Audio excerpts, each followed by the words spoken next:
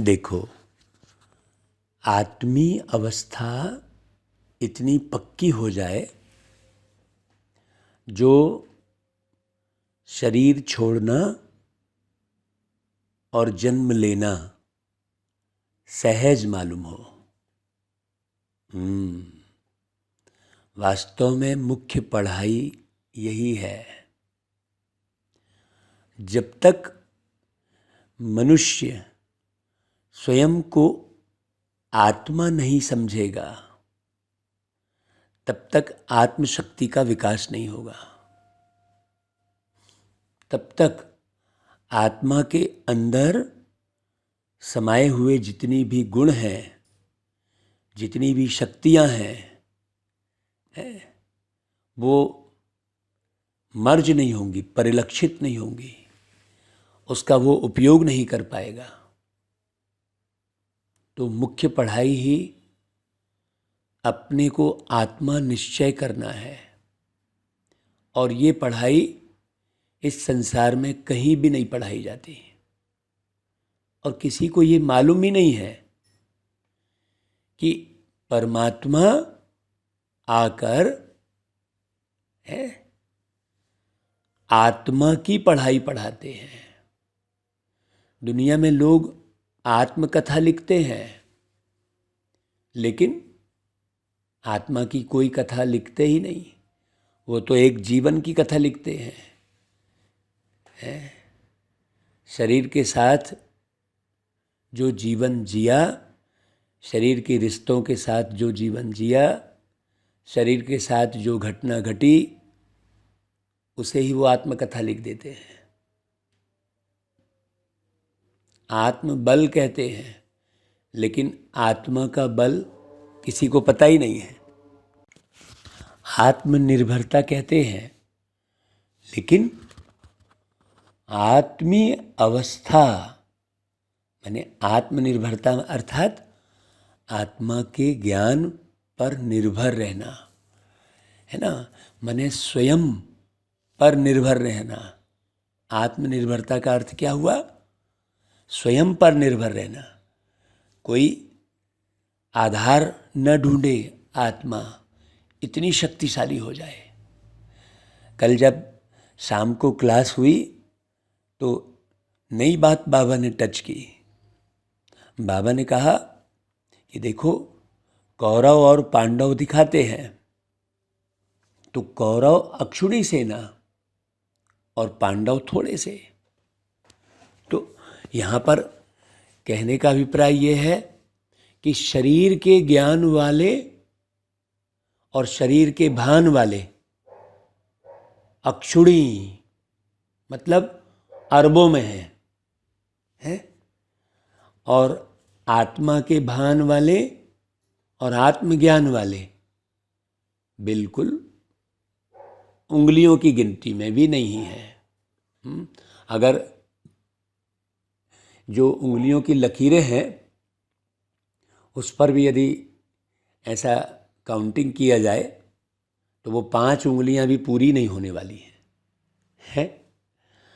उसमें भी, उन 5 में भी जो अलग अलग विशेषता दिखाई है कि कोई भीम तो कोई युधिष्ठिर है ना, मतलब कोई इस विषय विकारों की युद्ध में स्थिर हो चुका है। अब वो विषय विकारों से भी युद्ध नहीं कर रहा है ना भाई। कोई युद्ध भी कर रहा है और ज्ञान का अर्जन भी कर रहा है। मतलब अर्जुन की विशेषता, भीम की विशेषता, युधिष्ठिर की विशेषता, ये सब आत्मा की स्वरूप है। सोचो, जब ये बात क्लास जो करा रहे थे उसमें सुने तो उन्होंने कहा ये तो बहुत गहरी बात हो गई। हाँ, अभी लोग शरीरों की संख्या बढ़ा रहे हैं, तो जिनकी शरीरों की संख्या बढ़ गई है, जिसे कहते हैं जन बल, जन बल। जन कब कहेंगे? जब शरीर होंगे, है ना। और शरीर से भिन्न हो गई आत्मा तो जन थोड़ी कहेंगे। तो कई हैं जो जन बल बढ़ा रहे हैं, देह का बल दिखाते हैं, शरीर की ताकत दिखाते हैं, और शरीर कितने दिन साथ देगा भाई, सोचो। और अभी ऐसे महामारी और बीमारी और अशुद्ध प्रकृति में वास्तव में शरीर रहेगा कितने दिन। तो सोचो, लोग यदि जन बल बढ़ा रहे हैं, मान लो, तो कितनी मूर्खता कर रहे हैं वास्तव में। कल की क्लास में बाबा ने यही गहरी बात कहलवाई। हमने कहा मन बल बढ़ाना है, मानसिक शक्ति का विकास करना है, आत्मीय शक्ति प्रबल करना है, आत्मशक्ति जिसे कहते हैं। उसके लिए आत्मज्ञान सुनना और आत्मा के स्वरूप में रहना और आत्मीय अवस्था बनाना ये अनिवार्य है। नहीं तो आत्मा जो है कथा, प्रथा, व्यथा, सखा, इनमें फंसी पड़ी है आत्मा। अब आत्मा जो है प्रथा में अगर उलझी है तो उसी प्रथा में ही रहेगी वो शरीर छोड़ने के बाद भी। अगर ये प्रथाओं को बुद्धि से नहीं निकाला, कथाओं को बुद्धि से नहीं निकाला, भाई कथा मतलब जो वर्णित है, पहले के लोग कथा लिख गए, कई तो मनगढ़ंत कथा है और कई जीवन की कथा है। वो अपने जीवन की कथा, मेरे इतने बेटे, मेरे इतने पिता, मेरे इतने चाचा, मेरे इतने, भाई बड़े पापा कहते हैं, छोटे पापा, ढेर है ना, तो बड़ी मम्मी तो छोटी मम्मी, तो ये कथा ही हो गई ना भाई। तो मेरे साथ ये हुआ, मेरे साथ वो हुआ।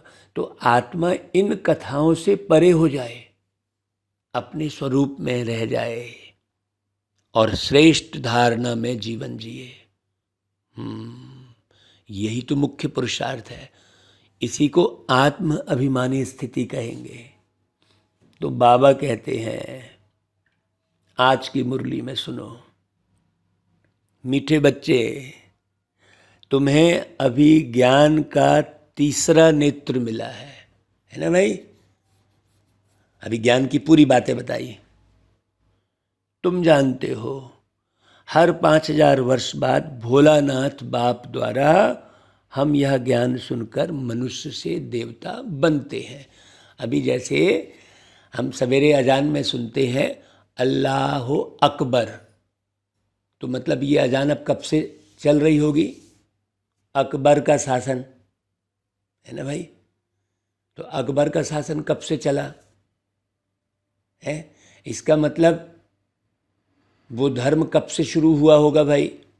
जब हजरत मोहम्मद पैगंबर धरती पर आए होंगे तब से शुरू हुआ होगा।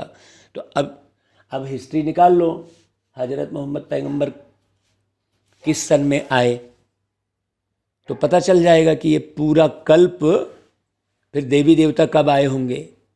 बाबा वही कहते हैं कि बच्चे हिसाब निकालो, हिसाब निकालने से समझ में आ जाएगा हर, है ना। तो देवी देवताओं के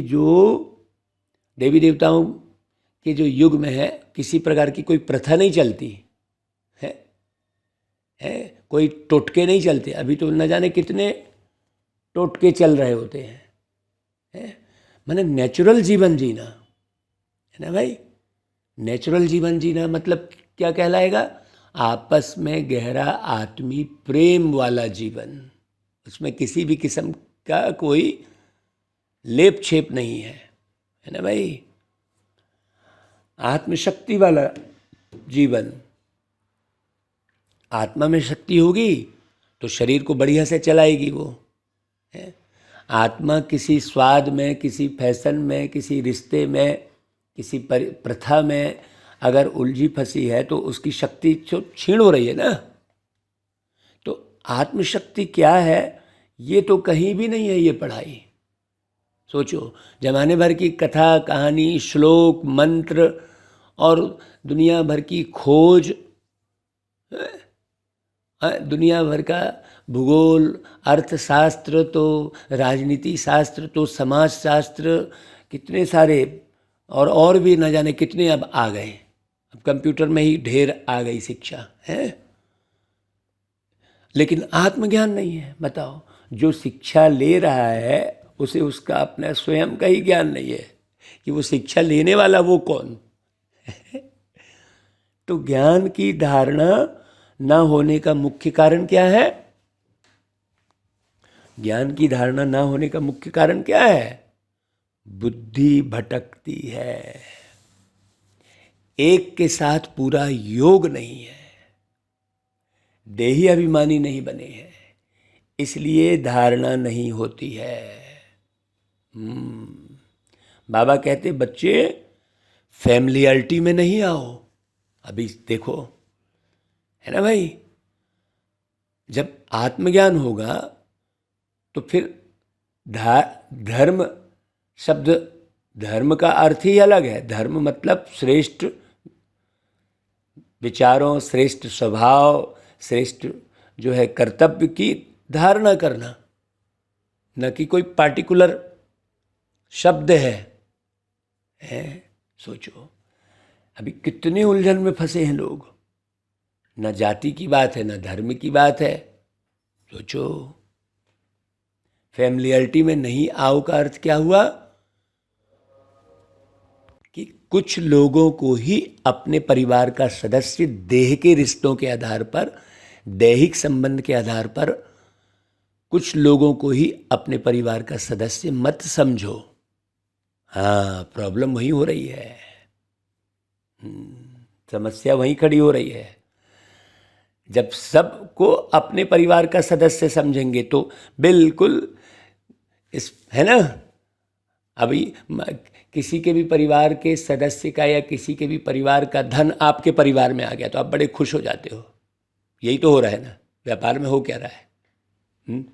एक व्यक्ति बहुत सारे परिवारों से किसी भी माध्यम से धन खींच खींच के 4 परिवार में वो करोड़पति कहला गया। अब वो करोड़पति कैसे कहला रहा है? वो उन्हें लाखों लोगों को किसी भी माध्यम से ठगा है, कहने का मतलब है, सीधी सी बात है ना भाई।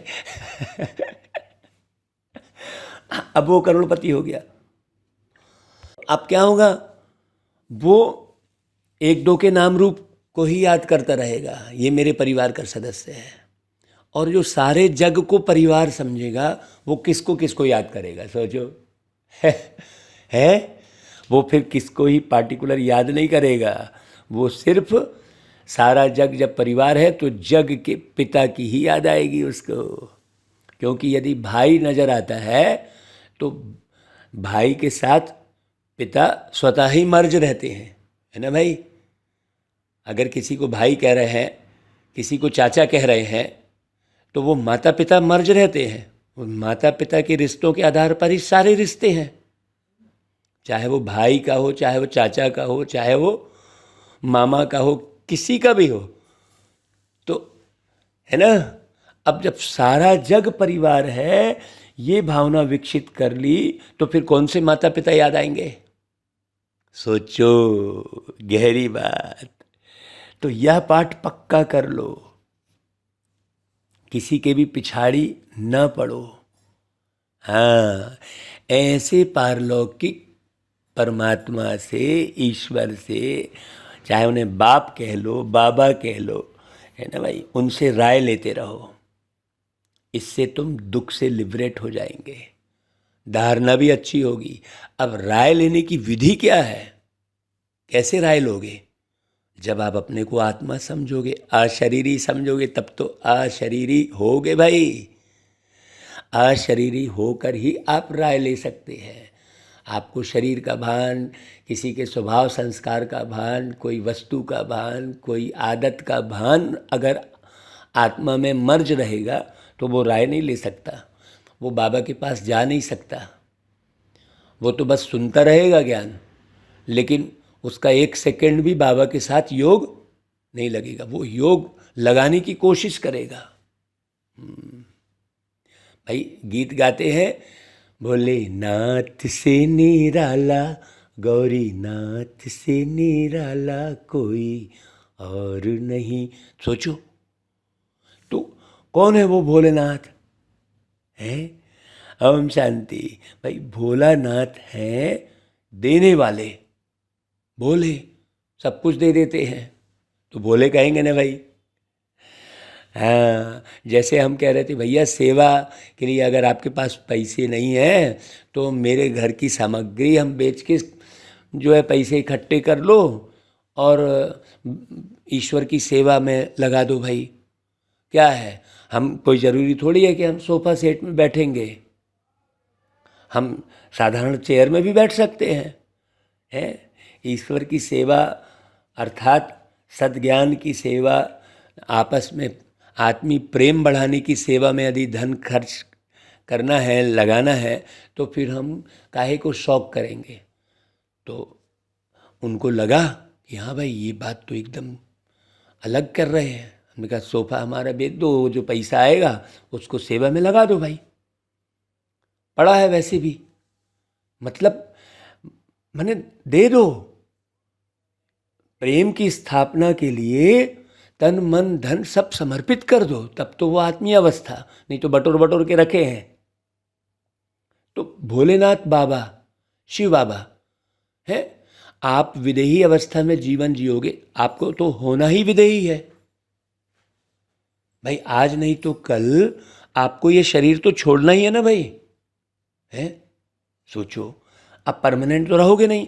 जैसे कई हमें उदाहरण देंगे कि अरे बाबा का तो अपना शरीर नहीं है, परमात्मा तो दिखते नहीं हैं, तो वो तो सब दे ही देंगे, अभी हमको तो जीवन जीना है तो हमको बटोरना ही है। अरे भैया, आप अगर गौर करेंगे तो जब आप जन्म लिए तो क्या दूध को बटोर के लाए क्या, है?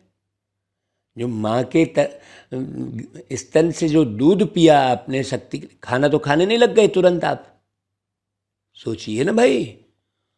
तो वो क्या आप बटोर के लाए थे क्या? तो मिला कि नहीं मिला? फिर स्कूल पढ़ाई पढ़ी कि नहीं पढ़ी? किताबें मिली कि नहीं मिली? कि बचपन से कमाने लग गए, जोड़ने लग गए? सोचो। तो आप अपने श्रेष्ठ कर्मों की तरफ ध्यान देंगे। अब बहुतों को नहीं मिलती पढ़ाई, है, कोई माँ बाप मिलते ही नहीं, अनाथ रहते हैं, पैदा हो गए और माँ बाप चले गए। क्यों? वैसे कर्म नहीं जमा किए। ऐसे कईयों के होते हैं। तो जितनी भी आपको प्रॉब्लम हो रही है, जितनी भी समस्या आपके जीवन में आ रही है, वो कर्म, और कर्म करने वाली कौन? तुम आत्मा। तो सोचो, ये ज्ञान ज़्यादा जरूरी है कि और दूसरा आप सोचो। आप अच्छी रीति, तो शिव बाबा को तो कहते ही भोलानाथ हैं, देने वाले। भोलानाथ मतलब भोलानाथ होकर गए हैं और बरोबर बिगड़ी बना कर गए हैं, तभी तो गायन है भाई, हैं? आदि मध्य अंत का राज बता कर गए हैं, इसलिए तो भगत गाते हैं? सबको नाच नचाता फिर भी नजर नहीं वो आता, ऐसी दुनिया को बनाने वाला कौन है। अब वो है, अब अलग अलग नाम दे देते हैं, वही राम है, घनश्याम है, ऐसा कह देते हैं। तो भाई राम है तो राम को तो आपने दिखा दिया कि वो नाच रहे हैं, इधर से उधर जंगल जंगल भटक रहे हैं, फिर नचाने वाली बात कहाँ आ गई? और नज़र नहीं आने वाली बात कहाँ से आ गई? वही राम है घनश्याम में जोड़ दिए। तो भाई सोचो, घनश्याम है माने कृष्ण है। अरे अब कृष्ण को कह दिया, अब कृष्ण तो खुद नाचते दिखा रहे हैं, जबकि गीत शुरुआत क्या की? सबको नाच नचाता फिर भी नजर नहीं वो आता। तो फिर सोचो, वो देवी देवता थे और वो परमात्मा है, ये समझना पड़े ना भाई अच्छे से। तो तुम बच्चे जानते हो, जिन भोलानाथ का गायन है, जो बिगड़ी को बनाने वाले हैं, वह हमारे सम्मुख बैठ हमें पढ़ा रहे हैं, और वही पढ़ाई हम आपको स्पष्ट कर करके सुना रहे हैं। क्यों? क्योंकि हमने बाबा की पढ़ाई का बहुत गहरा अनुभव किया है। आपने योग लगाया, आपने बाबा से बातें की, अनुभव किया और उसे शेयर नहीं कर रहे हैं, मतलब आपने नहीं लगाया योग। क्योंकि कोई भी व्यक्ति किसी से भी मिलेगा, कुछ भी बातचीत करेगा, चुटकुला सुनेगा तो उसको दूसरा कुछ सुनाएगा चुटकुला कि मेरे को फलाने भाई ने ऐसा चुटकुला सुनाया, मैं आपको भी सुनाती हूँ, मैं आपको भी सुनाता हूँ, ऐसा करेगा वो। तो यदि आप बाबा से मिल रहे हैं, बाबा की मुरली सुन रहे हैं, समझ रहे हैं, तो आप जरूर रह नहीं पाएंगे बताए बगैर। हाँ, बहुत गहरी बात है। अब ये यूट्यूब पर रिकॉर्ड करके हम क्या कर रहे हैं, लोगों को पहुंचा रहे हैं ना बातचीत, भाई रहा ही नहीं जा रहा है। अब कोई कहेगा ये मुरली क्यों चला रहे हैं, अब हम कैसे बताएं कि हम मुरली क्यों चला रहे हैं। अब कोई सिस्टम सिखाने लग जाएंगे, भाई प्रेम बांटने का तो कोई सिस्टम नहीं है ना। आपको प्रेम बांटना है तो प्रेम बांटने के लिए संस्था बनानी पड़ेगी क्या, सोचो। अभी तो गाय को चराने के लिए भी संस्था बनानी है, गौ रक्षा केंद्र और फलाना, बताओ भला कितनी है, सोचो। अब प्रेम के बीच में धर्म आड़े आ रहा है तो संस्था आड़े आ रही है, अब उसको श्रीमत कह दिए। श्रीमत का अर्थ ही है श्रेष्ठ विचारों पर जीवन जीना। मत यानी विचार, है ना भाई, एकदम सिंपल सी बात है। श्रीमत का अर्थ ये थोड़ी है कि भाई हम किसी को प्रेम बांटना है तो हमें पूछना पड़ेगा, किसी भी ईश्वरी कार्य में किसी को धन देना है तो हमें किसी से पूछना पड़ेगा। नहीं भाई, आप अपनी व्यवस्था देखिए, आपके हक का है, आप उसमें मेहनत करके कमा रहे हैं। ऐसा थोड़ी कि कर्जा लेकर आपने ईश्वरी सेवा कर ली किसी से लेकर और फिर उसे घुमा रहे हैं, उसे लौटा ही नहीं रहे हैं पैसा। नहीं, वो तो तुम्हारा भगवान की सेवा में लग गया, भाई उसकी इच्छा है नहीं है, तुमने कर्जा लिया और फिर वह घुमाया। बड़ी बड़ी गहरी बात है। तो बाबा जो हमें सम्मुख बैठ के पढ़ा रहे हैं वही हम आपको बता रहे हैं। सम्मुख बैठ के पढ़ाना अर्थात केवल मुरली की बात नहीं है। सम्मुख बैठ के पढ़ाना अर्थात आपको बाबा के साथ का अनुभव होगा। आप हर बार अशरीरी होकर बाबा से बातें पूछेंगे और करेंगे और फिर लोगों को बताएंगे। ये अनुभव अलग बात हो गई, रोज नई बात टच होगी, फिर आपको ऐसी बात टच होगी जो कहीं नहीं पढ़ी होगी आपने। हाँ, बाबा तुम मुरली में ब्रह्मा के तन में आकर भाई सामने जो बच्चे बैठे हैं उनके हिसाब से भी मुरली चला रहे हैं, लेकिन आपका जीवन तो अभी वर्तमान में, अभी के वर्तमान के वातावरण, अभी कैसे आप किससे पूछेंगे। सोचिए, जब बाबा को आदि मध्य अंत का सब कुछ नॉलेज है तो पूछना तो हमें बाबा से ही पड़े। लेकिन बाबा स्पष्ट कहते हैं कि बच्चे, ये जिनके तन में आया हूँ इसकी देह के भान में भी मत रहो आप। तो अब आप बाबा से बातें कब कर पा रहे हो, जब उनकी तस्वीर देख रहे हो। सोचो, तो ऐसी बात तो है नहीं, वो तो शुरू में प्रैक्टिस के लिए लगाई गई है, ऐसा थोड़ी आप उसी में उलझ गए। तो भगत भगवान को याद करते हैं, उनकी महिमा गाते हैं और वही भगवान अभी अपना पार्ट बजा रहे हैं, ये किसी को नहीं मालूम है। सोचो भाई कैसा पार्ट बजा रहे हैं, बच्चों को पढ़ा रहे हैं, पढ़ाने का पार्ट बजा रहे हैं। भाई एक बाप ही अपने बच्चे को परिचय देता है, देख दे देख मैं तेरा पापा, बोल पापा, ऐसा है ना। वो जन्म लेते थोड़ी जान जाता है। तो यहाँ भी भगवान अपना परिचय आकर खुद दे रहे हैं बच्चों को। तो बच्चों की बुद्धि में बैठा है कि बाबा जो समझाते हैं वह बरोबर कल्प कल्प समझाते हैं, पहली बार नहीं समझा रहे हैं कोई। कल्प कल्प आकर पतित दुनिया को पावन दुनिया बनाते हैं। तभी तो भोलेनाथ से निराला गीत गाया, मैंने समझा रहे हैं ना भाई, अभी बना रहे हैं।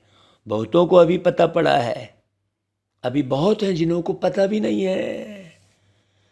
वर्षा लेने वाले होंगे तो कल्प पहले मुआफिक आकर वर्षा लेंगे। इतनी स्मृति आई है कल्प पहले की, तुमको पहले थोड़े ही यह मालूम था कि बाबा आकर वर्षा देंगे, भटक रहे थे हम तो। अभी मालूम पड़ा है ना भाई, बरोबर भक्तों के रक्षक भगवान ही है, लेकिन कैसी रक्षा करते हैं भाई, है आदि मध्य अंत का ज्ञान सुनाते हैं, है जीवन का रहस्य बताते हैं, कर्मों की गुही गति समझाते हैं, वैसी रक्षा हो गई। क्योंकि असुरक्षा कहाँ से हुई थी? दुष्कर्म की वजह से असुरक्षा है, एकदम सिंपल सी बात है। सुकर्म में सुरक्षा और दुष्कर्म में असुरक्षा। अब जैसे कोई दुष्कर्म चोरी कर लेगा तो भागता फिरेगा, छुपता रहेगा, वो ढंग से बात भी नहीं करेगा। और कोई कुकर्म करेगा है, वो ढंग से बात नहीं करेगा। हम तो तुरंत समझ जाएंगे कि ये आत्मा अब पवित्र नहीं रह गई। हाँ, उसके नैन चैन बता देंगे कि इसके अंदर के भाव क्या हैं। पवित्र भाव वाली आत्मा अलग दिखाई देती है, उसका आचार व्यवहार, उसकी टेलीफोन कोई करेगा ना तो मालूम पड़ जाएगा। हाँ, क्यों? क्योंकि अगर उसने जीवन भर में एक बार भी झूठ बोला होगा तो उसकी वाणी में वो ताकत नहीं रहेगी। किसी ने जीवन भर में एक बार भी जो है दैहिक शोषण किया होगा। हाँ, माने आजकल तो दुनिया में कितनी विकृति है, कितनी विकृति है। अब उस विकृति को सुधारने के बदले लोगों ने जमाने भर के जो है दूसरे बहाने ढूंढ लिए हैं कि मेरे को फलाने ग्रह का प्रकोप है तो मेरे को ये है, जबकि है उसके ही कर्म खराब है ना भाई। सोचो, माने जमाने भर के आवरण ओढ़ लिए हैं अपनी कमी कमजोरी को दबाने के लिए। बाबा आकर सीधे सीधे वो कमी कमजोरी को उभारते हैं, देखो तुम ऐसा कर रहे हो। तो उनको ज्ञान का सागर कहा जाता है। दिल से लगता है बरोबर यह वही हैं जो भारत में आकर अलौकिक जन्म लेते हैं। अलौकिक जन्म है, भारतवासियों को आकर पतित से पावन बनाते हैं। भारतवासी कौन? देवी देवता। बाकी तो अभी कितने विदेश से आकर भारत में रह रहे हैं। भारतवासी का मतलब देवी देवता। तो पतित मनुष्य जो बुलाते हैं वह जरूर समझते होंगे हम पावन थे। जब स्वस्थ रहते हो और बीमार पड़ते हो तो स्वस्थ थे तब तो फिर से स्वस्थ रहने की कामना करते हो। अरे भाई हम तो बढ़िया थे, अब ये पता नहीं कैसे बुखार चढ़ गई, तो फिर डॉक्टर के पास जाते हो। तो स्वस्थ थे ना भाई। तो पतित आप पावन थे तब तो फिर से पावन बनने की मन में कामना आ रही है। तो कब थे पावन? सोचो। और वो पावन देवी देवताओं के मंदिर बनाते हो और वहाँ जाते हो शांति मांगने, देवी देवताओं के मंदिर जाते हो, मतलब वो देवी देवता शांति में थे ना भाई। सोचो, तो हम आत्मा ही देवी देवता थे और पावन थे, अब पतित बनने हैं फिर पावन बनना है, ये बात तो मालूम ही नहीं थी। हम तो देवी देवता किसी और को समझ रहे थे और फिर उनके मंदिर किसी और का समझ रहे थे। अभी तो पता लगा एकदम एक्यूरेट। तो अभी परमात्मा बाप द्वारा तीसरा नेत्र मिलने से बाबा कहते तुमने यह सब कुछ समझा है। भाई समझा है कि नहीं? पूछो अपने दिल से, इतने गहरे से समझा है कि नहीं? अगर समझा होगा तो बाबा कहते हैं फिर सारा दिन विचार सागर इसी पर मंथन चलता रहेगा। सतयुग में पावन कौन थे, ये विचार करो। कौन थे भाई? सतयुग में पावन कौन थे? तो झट जवाब आएगा। हाँ बोलेंगे आप, मैं था, अंदर में आएगा। हाँ फलक से आएगा। आप मुख से नहीं भी बोलेंगे तो भी अंदर नशा चढ़ेगा। लेकिन जब ऐसा पुरुषार्थ अंदर का होगा तब बरोबर मैं ही देवता था, मैं ही देवी बना होऊंगा ना भाई। भाई लक्ष्मी देवी कहते हैं, है ना भाई, लक्ष्मी देवी कहते हैं, लक्ष्मी भगवान नहीं कहेंगे। सोचो, तो देवी एक अलग पार्ट हो गया ना। अब भगवान के नाम पर आप सीता मैया कह रहे हो, सीता भगवान थोड़ी कह रहे हो। सोचो, जब सीता माता कह रहे हो, सीता भगवान नहीं कह रहे हो, लेकिन भगवान के रूप में आप रामचंद्र जी के साथ सीता की भी पूजा, लक्ष्मण की भी पूजा, लक्ष्मण भगवान थोड़ी कह रहे हो। बड़ी गहरी बात समझने की है। तो भगवान अलग ही बात है। तो देवताओं के चित्र भी हैं, और कोई नाम तो नहीं लेंगे, ऐसे नहीं कहेंगे चित्र है, ऐसे कहेंगे क्या भाई? बाबा देखो कितना क्लियर कर रहे हैं मुरली में, श्री लक्ष्मी देवी, श्री नारायण देवता, ऐसे कहेंगे ना भाई? अभी तो वो नहीं है ना, अभी तो नहीं है ना, अभी तो केवल मूर्ति है। तो कहाँ गए वो?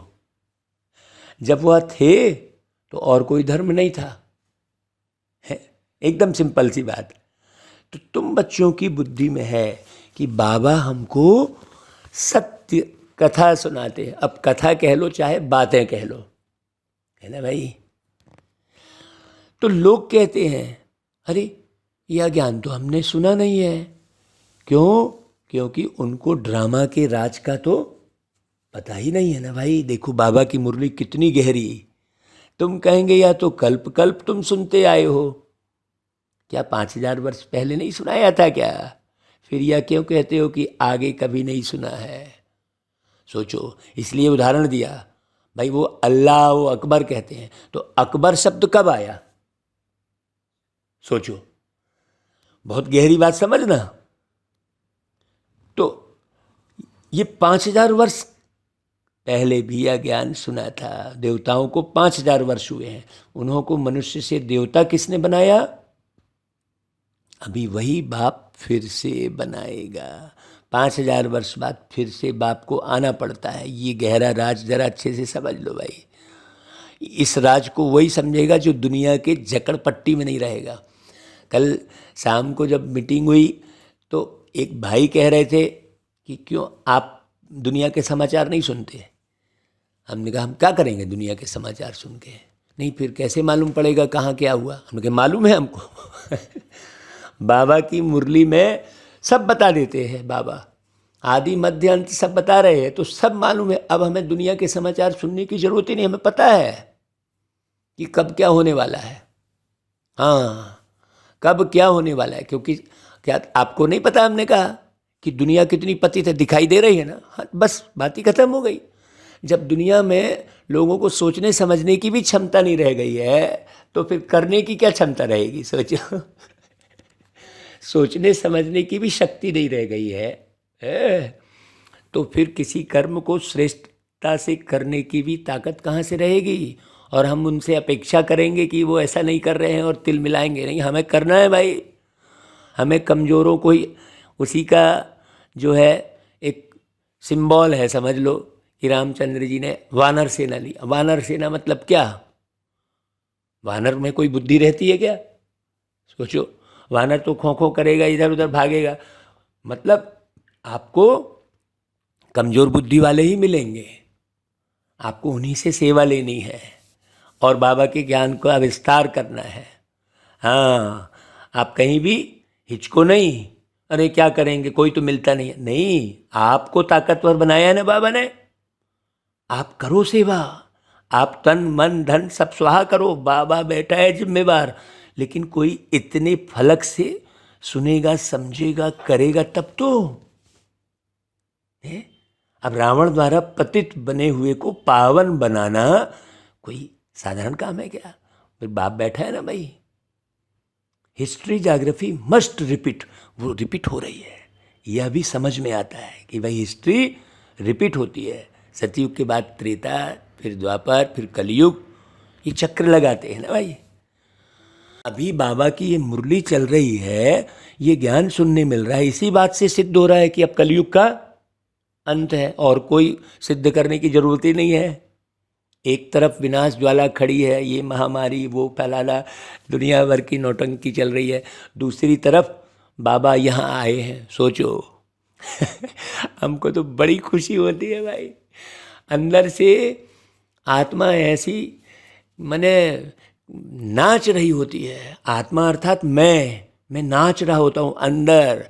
वो नाच किसी को दिखाई नहीं देगा, वो किसी को दिखाई नहीं देगा, वो नाच दिखना भी नहीं चाहिए। हाँ, तो वो तो वाइब्रेशन ऑटोमेटिक फैलेगा। बल्ब जल गया तो प्रकाश तो होगा ही ना भाई। तो दूसरी तरफ बाबा यहाँ आए हैं, देखो, एक तरफ विनाश ज्वाला और दूसरी तरफ बाबा हमको पढ़ा रहे हैं नई दुनिया स्थापना करने। अर्थ भाई, जैसे कहीं राजधानी बनती है तो दूर दराज में एक तरफ निर्माण चल रहा होता है और फिर वो कहते हैं पुरानी दिल्ली फिर नई दिल्ली, ऐसा कहते हैं। तो पुराना रायपुर तो नया रायपुर कहते हैं ना भाई, है। तो पुराना अहमदाबाद तो नया अहमदाबाद कहते हैं ना, एक तरफ चल रहा होता है ना, है। तो भीड़ छट रही होती है, फिर पुराने से लोग नए की तरफ जा रहे होते हैं। वैसे ही पूरी दुनिया का जो रखवाला है वो भी नई दुनिया स्थापित कर रहा है। तो नई दुनिया मतलब झाड़ मकान थोड़ी। अब नया रायपुर कहेंगे मतलब सड़क, रोड, नाली, ये सब। लेकिन नई दुनिया मतलब दुनिया बनी किससे है? लोगों से है ना भाई। तो लोगों में नवीनता ला रहे हैं, वो काम तो परमात्मा ही करेंगे। तो यह वही महाभारत लड़ाई है। समझते हैं इससे विनाश हो जाएगा मनुष्यों की दुनिया का। यह सबको समझ में आता है। पुरानी दुनिया का विनाश देखने में आता है। यह महाभारी महाभारत लड़ाई 5000 वर्ष पहले भी ऐसे ही लगी थी। कोई लाखों वर्ष की बात नहीं है। यह भारत ही स्वर्ग था। जैसे हर 5 साल में मंत्रिमंडल बदल जाता है ना भाई, वैसे ही हर 5000 साल में सब कुछ बदल जाता है। ये बात किसी को मालूम नहीं है और वो 5000 वर्ष पूरे होने को हैं। हाँ, तो इन देवताओं का राज्य था। यह सतयुग के मालिक थे। तो चित्रों पर भी अच्छी रीति समझाना पड़ता है। इसलिए ही यह लक्ष्मी नारायण आदि के चित्र बनाए हैं। यूँ लक्ष्मी नारायण के चित्र तो भारत में ढेर हैं, फिर हम बनाते हैं क्यों? हम अर्थ सहित बनाते हैं, है ना भाई। उनने तो पैर दबाते हुए दिखा दिया लक्ष्मी जी को, कोई अर्थ ही नहीं है। मैं नारायण के पैर दुखेंगे क्या? सोचने की बात है।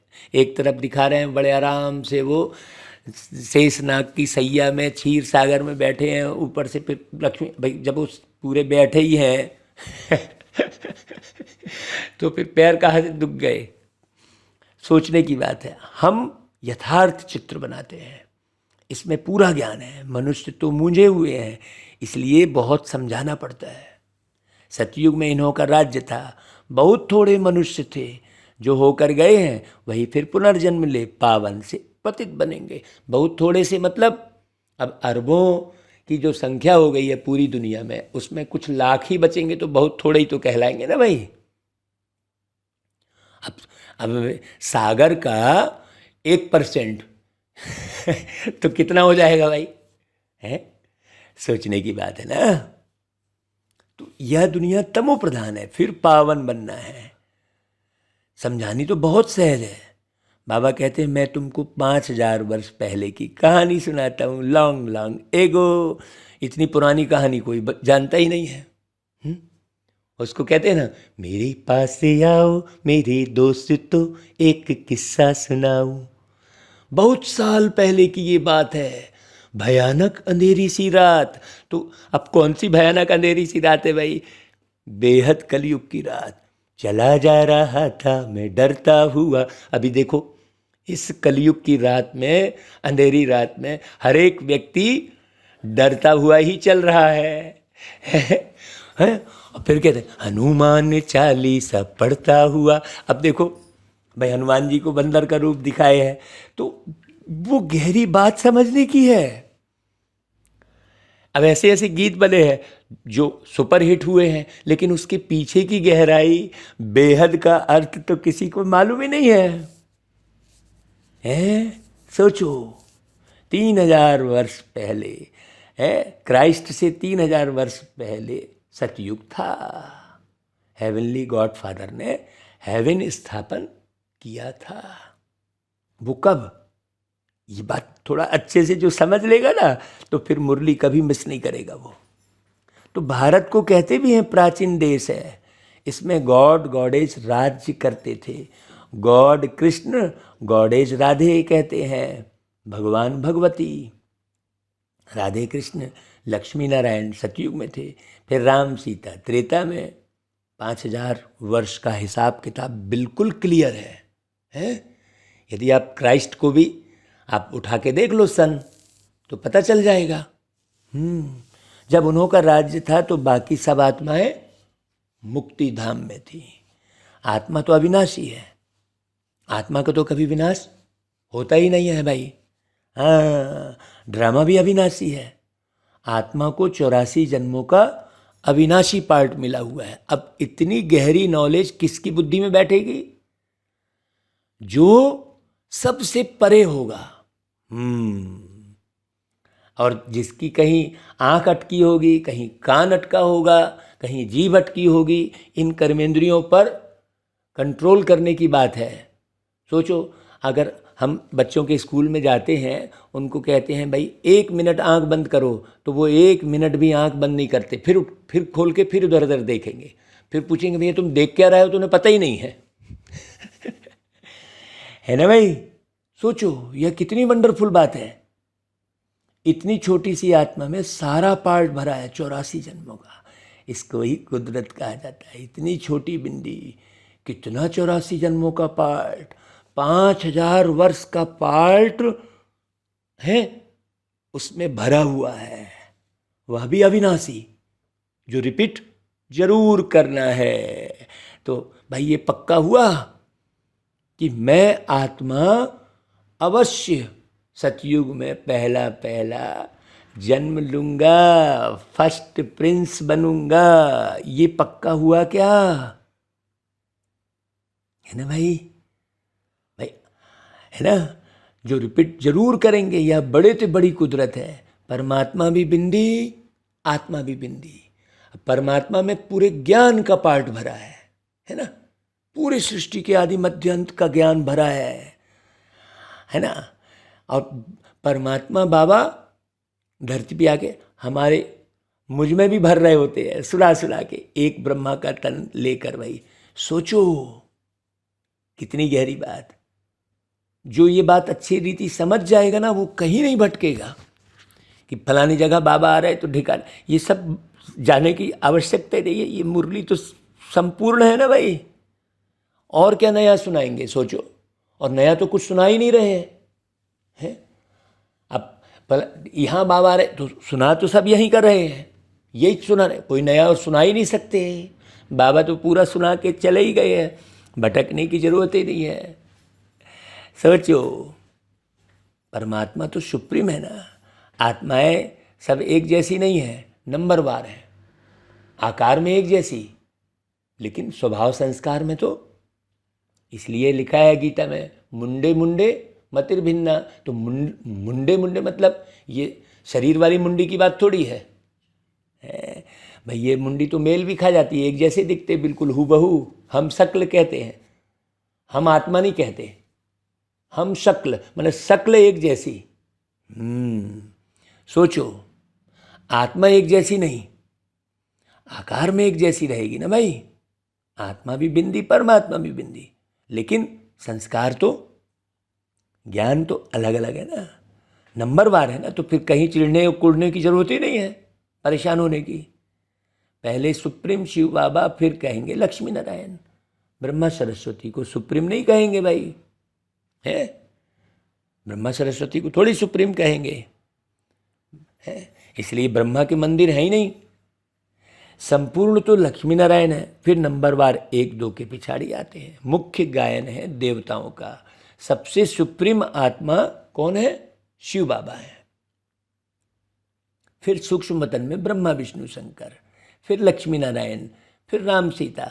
ऐसे सब नंबरवार है। नाटक में भी एक्टर नंबरवार होते हैं, सब एक जैसे नहीं होते।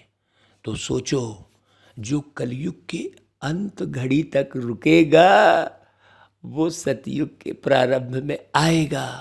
तो कितना टेंशन रखो भाई, अचानक से शरीर छूटेगा ही नहीं आपका।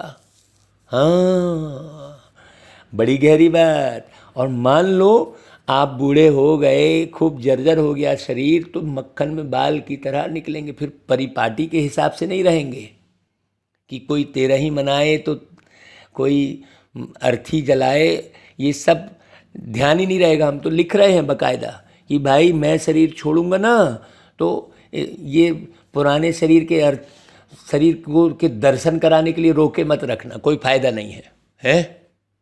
मैं लिख रहा हूँ, कंटिन्यू। मैं शरीर छोड़ूंगा तो चुपचाप चल दूंगा, खत्म, कोई कुछ नहीं, ले जाके सीधा जला दो भाई पुराने शरीर को।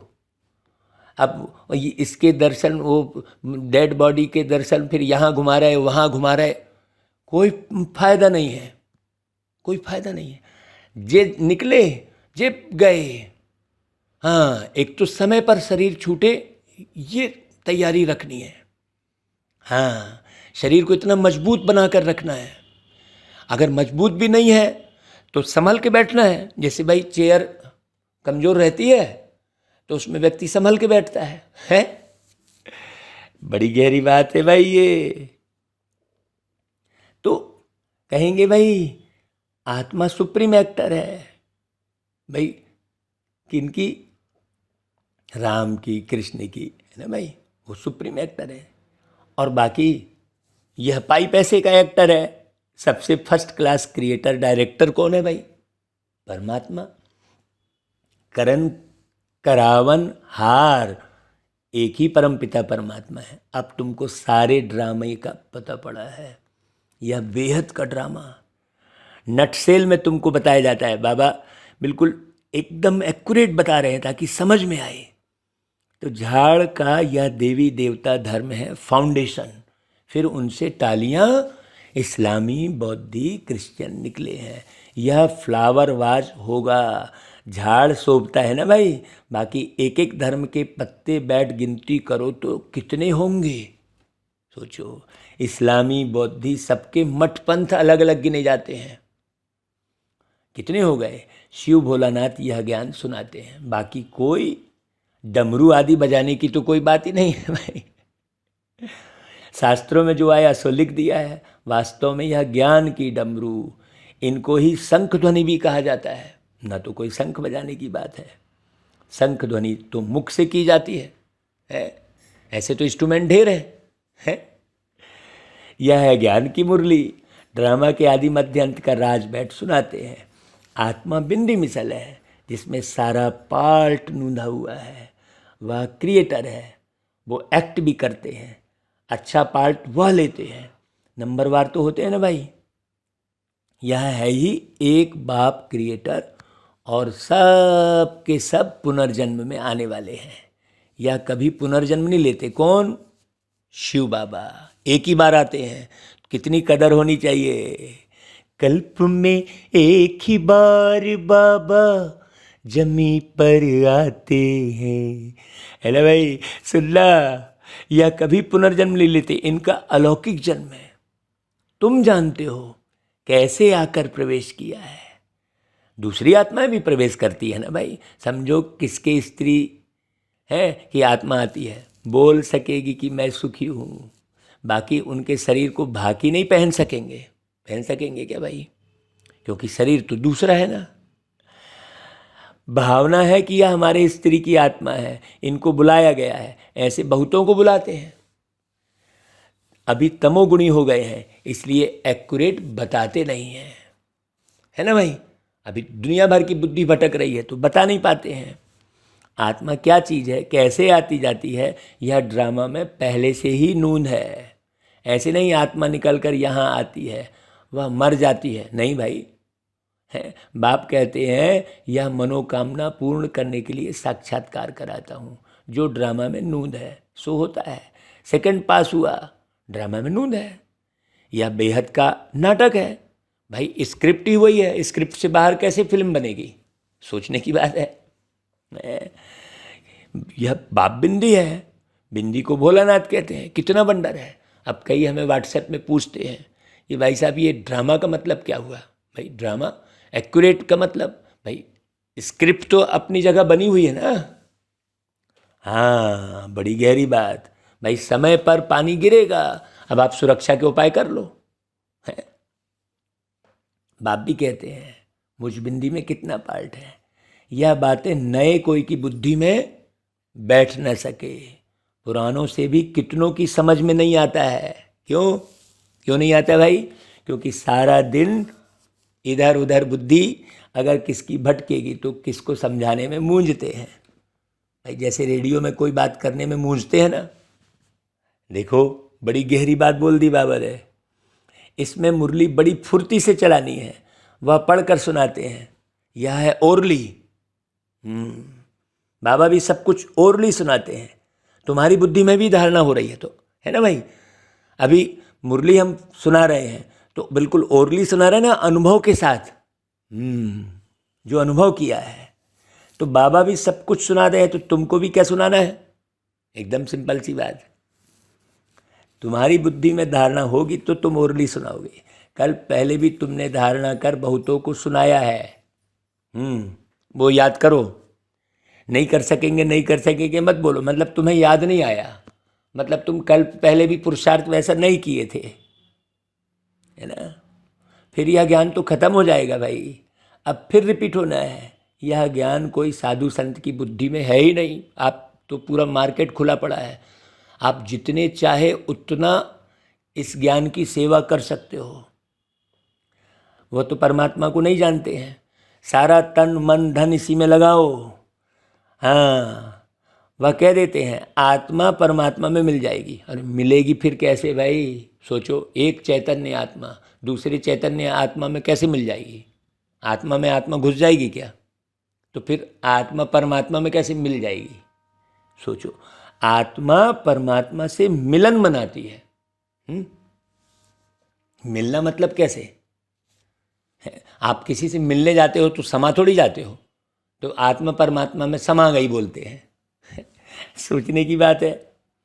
अभी तुम आत्मा जानते हो कि हमारे बाप आए हैं, हमको नॉलेज दे रहे हैं, फिर हम बाबा के साथ घर जाएंगे। यह तुम बच्चों को रूहानी नशा है, यह तुम्हारा प्रवृत्ति मार्ग। बहुत तुमको कहते हैं कि तुम तो कुमार अथवा कुमारी हो, तुमको विकारों का अनुभव ही नहीं। हम तो विकारी गृहस्थ में रहने वाले हैं, तुम हमको यह ज्ञान कैसे दे सकते हो? हम हैं युगल, हमको बैचलर कैसे समझा सकेगा? हमको तो युगल समझाए जो अनुभवी हो, है? विकार में गया हुआ हो वही हमको समझा सकते हैं कि हमने ऐसे जीत पाई।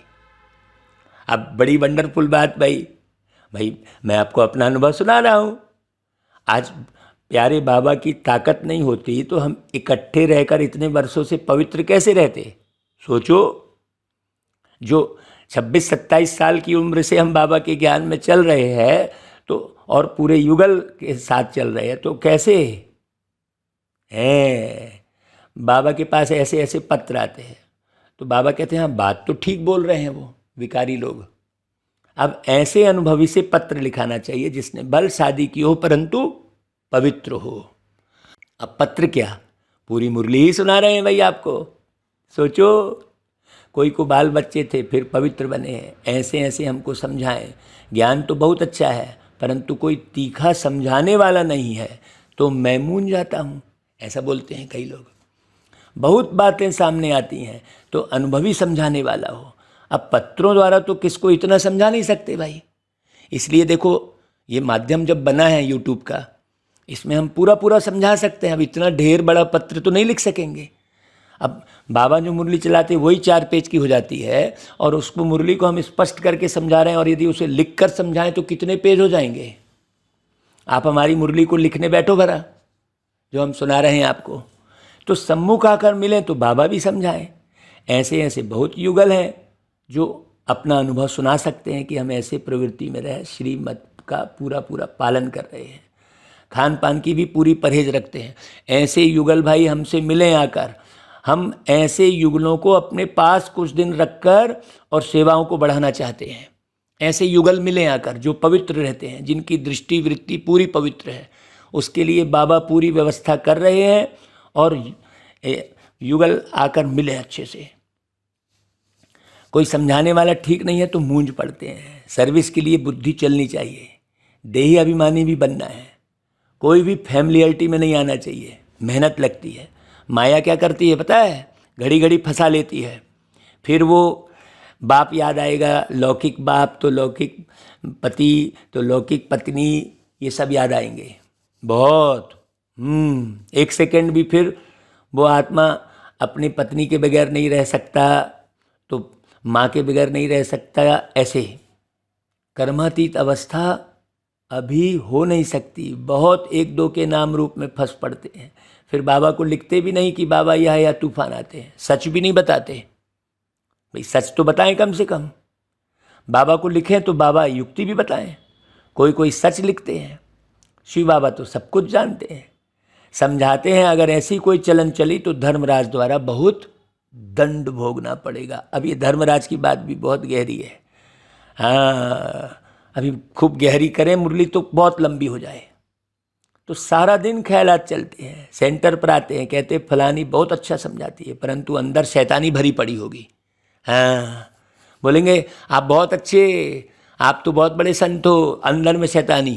हाँ, यहाँ तो एक के साथ योग चाहिए, बाप के सिवाय दूसरा ना कोई। क्यों दूसरे के पीछे पड़े, धारणा नहीं होती है तो जरूर कहाँ बुद्धि भटकती है, फिर राय भी नहीं पूछते हैं, डरते हैं। बाबा कहते हैं मामेकम याद करो, इस याद से ही तुम्हारे विकर्म विनाश होंगे, दुख से तुम लिबरेट हो जाएंगे।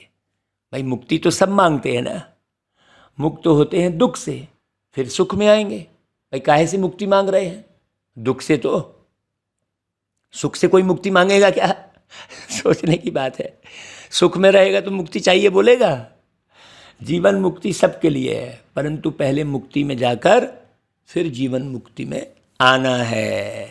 तो सुख दुख से न्यारा बनना है। अच्छा भाई, बाबा याद प्यार देते, गुड मॉर्निंग करते, नमस्ते करते हैं।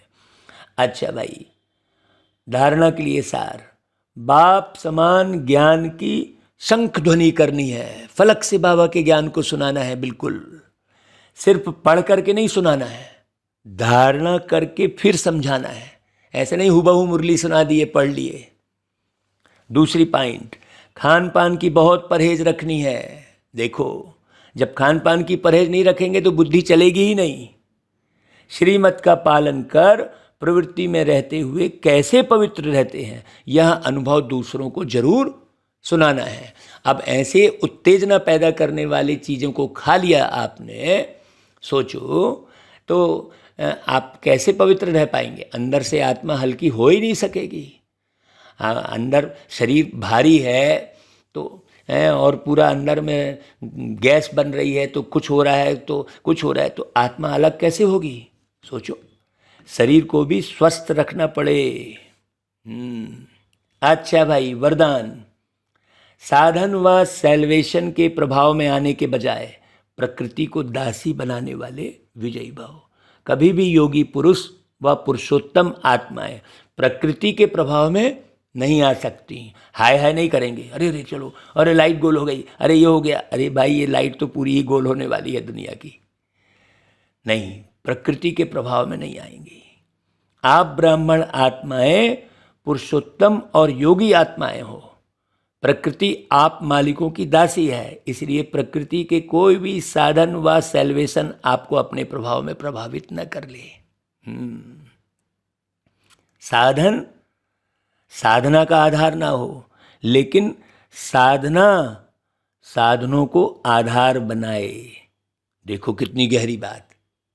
साधना जो है साधनों को आधार बनाए, तब कहेंगे प्रकृति जीत विजयी आत्मा। नहीं तो यही लगेगा मेरे को ये चाहिए वो चाहिए। कहाँ का योग गया? फिर बिना पंखे के योग ही नहीं लग रहा है। अब वो लाल लाइट जली तभी योग लग रहा है? नहीं भाई, गीत बज रहा है तभी योग लग रहा है? नहीं, बहुत गहरी बात है। अच्छा भाई, स्लोगन, एवर रेडी वह है जो हर घड़ी को अंतिम घड़ी समझकर चलते हैं। अब इसमें भी बड़ी गहराई है भाई, फिर समझाएंगे। अच्छा भाई, ओम शांति। हर घड़ी अंतिम घड़ी का अर्थ बहुत गहरा है ना भाई, विचार सागर मंथन करना। अच्छा भाई, अलविदा।